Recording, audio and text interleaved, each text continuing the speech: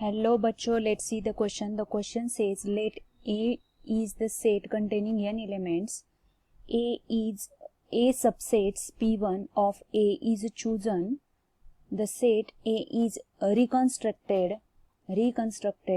by replacing the element of P1. Next, the subset P2 of A is chosen, and again the set is reconstructed by replacing the element of P2.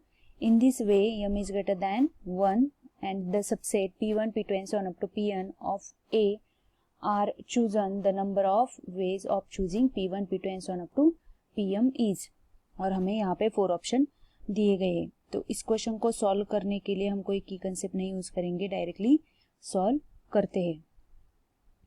तो यहाँ पे तो first line है let A is the set containing n elements. तो मेरे पास मैं यहाँ पे कंसिडर कर लेती हूँ let set A is equals to A1, A2, A3 and so on up to AN. ये मेरे ए के एलिमेंट्स हैं.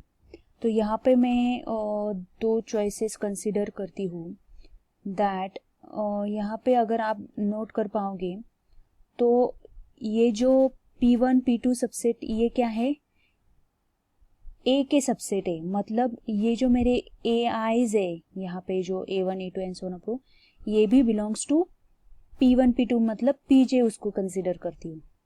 ओके, यहाँ पे मैं लिख लेती हूँ A I is equals to A1, A2 and so on up to AN and PJ is equals to P1, P2 and so on up to PM. तो मैं ये क्या कह पाऊंगी, नाउ AI में बिलोंग्स टू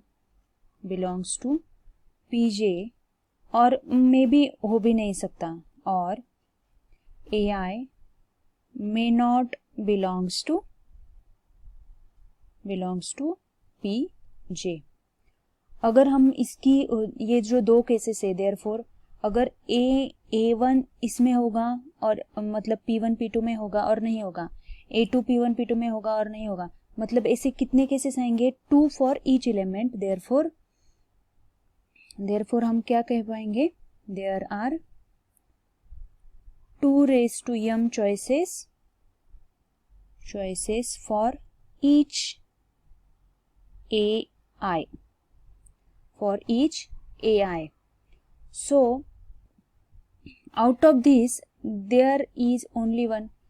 अब अभी ये 2 raised to m choices है. Out of this there is only, यहाँ पे लिखना, out of this there is only one choice in which मैं अगर कह पाऊंगी कि for any I is does not belongs to P1 intersection P2 intersection and so on up to intersection PM. तो मेरे तो टोटल चॉइसेस ये क्या है, 2 raised to m है. तो इनमें से अगर एक चला जाएगा तो ये 2 raised to m minus 1 choices रहेंगे. लेकिन मैं यहाँ पे कह रही हूँ कि out of this there is only 1 chances, एक ही चांस है, और वहाँ पे भी AI does not belongs to P1 intersection P2 intersection PN. Therefore हमारा ये इंटरसेक्शन डेफिनेटली क्या हो जाएगा, 5 हो जाएगा. P1 intersection P2 intersection P3 intersection and so on up to PM intersection is equals to 5. If then हमें ये choices क्या मिल रही है, 2 raised to m माइनस 1 मिल रही है. अगर हम ऑप्शन में से कहेंगे तो हमारा फर्स्ट ऑप्शन तो करेक्ट हो गया. अभी हम इसको आगे जाके अगर सॉल्व करेंगे तो ये मेरा AI के लिए मतलब एक सिंगल टर्म के लिए है. लेकिन मुझे क्या फाइंड करना है, A1, A2 and so on up to AN तक फाइंड करना है. तो मेरे ये जो नंबर्स हो जाएंगे, द चॉइसेस हो जाएंगे, टोटल नंबर ऑफ चॉइसेस ये मैंने सिर्फ किसके लिए लिखा है, एक सिंगल AI के लिए लिखा है. तो ये मेरा, अगर मैं A1, A2 and so on up to AN के लिए पूछूंगी तो ये मेरा 2 raised to m minus 1 raised to n हो जाएगा. ये भी 2m minus n raise to n, therefore first is a correct. अभी हम देखते हैं कि exactly one choice in which, अभी ये मैंने इंटरसेक्शन के लिए देखा है, अब हम एक केस यूनियन के लिए भी देख लेते हैं। अभी हम यहाँ पे देखेंगे there is exactly one choice in which AI does not belongs to PJ, which is not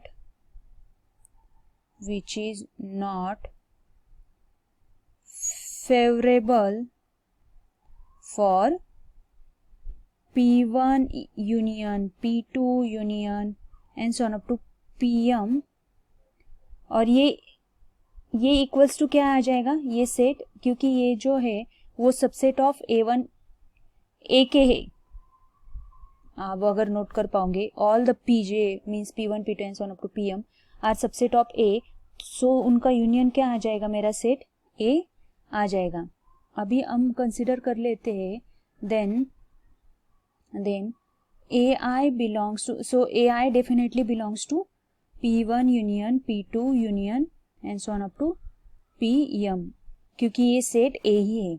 अभी इसके टोटल नंबर ऑफ चांसेस क्या हो जाएंगे, similarly total number of chances यहाँ पे भी मैंने एक एलिमेंट कंसिडर किया, उसको 2m-1, सिमिलरली यहाँ पे भी 2m-1, और ये तो मैंने एक सिंगल टर्म के लिए लिया था, तो हमारे पास तो n टर्म्स है, therefore total number of chances यहाँ पे मेरे 2m-1 है। इफ कब है ये chances, if P1 union P2 union and so on up to PM union PM is equals to ये होल सेट A आ जाएगा। अगर आप नोट कर पाओगे तो हमारा फोर्थ ऑप्शन भी करेक्ट होगा। अभी इनमें से हमें 2 ये तो कोई टर्म तो नहीं मिली है, तो ये दो ऑप्शन हम नहीं चूज करेंगे। सो हमारा final result will be option number 1 and option number 4. I hope you understood. Thank you so much.